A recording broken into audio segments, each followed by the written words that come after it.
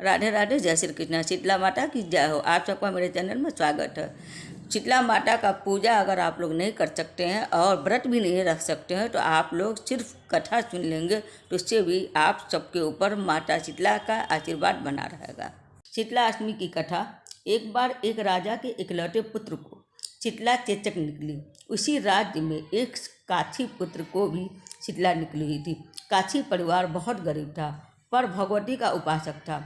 वह धार्मिक दृष्टि से जरूर समझे जाने वाले बातों को, नियमों को अच्छे से समझता था और बीमारी के दौरान भी भली भांति निभाता रहा।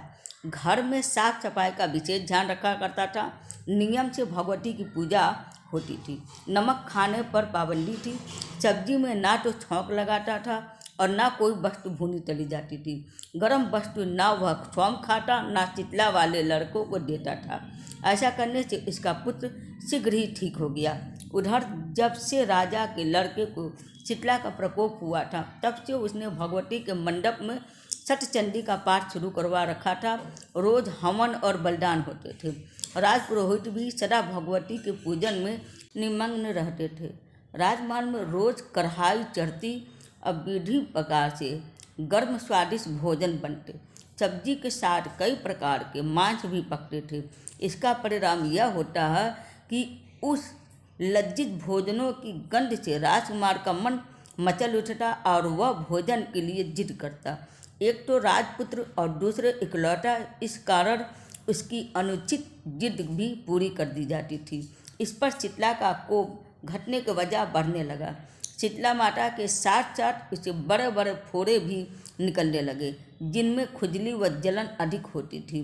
शीतला की शांति के लिए राजा जितने भी उपाय करता शीतला का प्रकोप उतना ही बढ़ता जाता, क्योंकि अज्ञानतावश राजा के यहाँ सभी कार्य उल्टे हो रहे थे।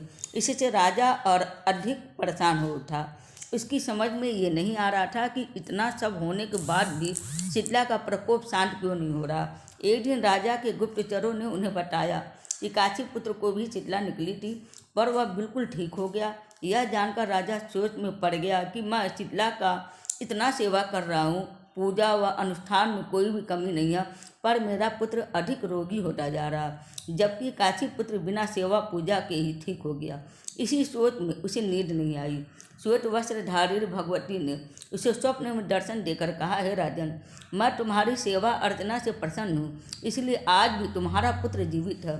इसके ठीक ना होने का कारण यह है कि तुमने शीतला के समय पालन करने योग्य नियमों का उल्लंघन किया। तुम्हें ऐसी हालत में नमक का प्रयोग बंद करना चाहिए और नमक से रोगी के फोड़े में खुजली होती है। घर की सब्जियों में छौंक नहीं लगाना चाहिए, क्योंकि उसकी गंध से रोगी का मन उन वस्तुओं को खाने के लिए ललचाता है। रोगी का किसी के पास आना जाना मना है, क्योंकि यह रोग औरों को भी होने का भय रहता है। अतः इन नियमों का पालन कर तेरा पुत्र अवश्य ठीक हो जाएगा। विधि प्रकार से समझाकर देवी माता अंतर्धान हो गई। प्रातः से ही राजा ने देवी की आज्ञानुसार सभी कार्यों की व्यवस्था कर दी। इससे राजकुमार सेहत पर अनुकूल प्रभाव पड़ा और वह शीघ्र ही ठीक हो गया। इसी दिन भगवान श्री कृष्ण जी और माता देवकी का विधिवत पूजन करके मध्यकाल में सात्विक पदार्थों का भोग लगाना चाहिए। ऐसा करने से पूरी ही नहीं बल्कि समस्त दुखों का भी निवारण होता। बोले सीता माता की जय हो। शीतला माता का दूसरी कहानी के अनुसार स्कंद पुराण में शीतला माता से जुड़ी एक पौराणिक कथा का वर्णन मिलता है, जिसमें बताया गया है कि शीतला देवी का जन्म ब्रह्मा जी से हुआ था। पौराणिक कथा के अनुसार देवलोक से देवी शीतला अपने हाथ में दाल के दाने लेकर भगवान जी के पसीने से बने जरासुर के साथ धरती लोक पर राजा विराट के राज में रहने आई थी। राजा विराट ने देवी शीतला को राज में रहने को मना कर दिया।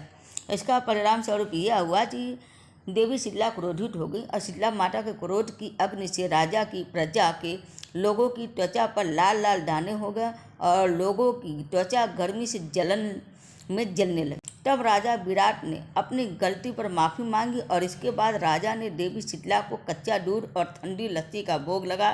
तब माता शीतला का क्रोध शांत हुआ और तब से माता देवी को ठंडे पकवानों का भोग लगाने की परंपरा चली आ रही है और ये प्रावधान स्टार्ट हो गया तब से पूजा करने की माता रानी का। बोलिए शीतला माता की जय हो। आप सबका माता रानी कल्याण करे तो बोलिए नमो नारायण। उम्मीद है आप सबको मेरा वीडियो पसंद आया होगा।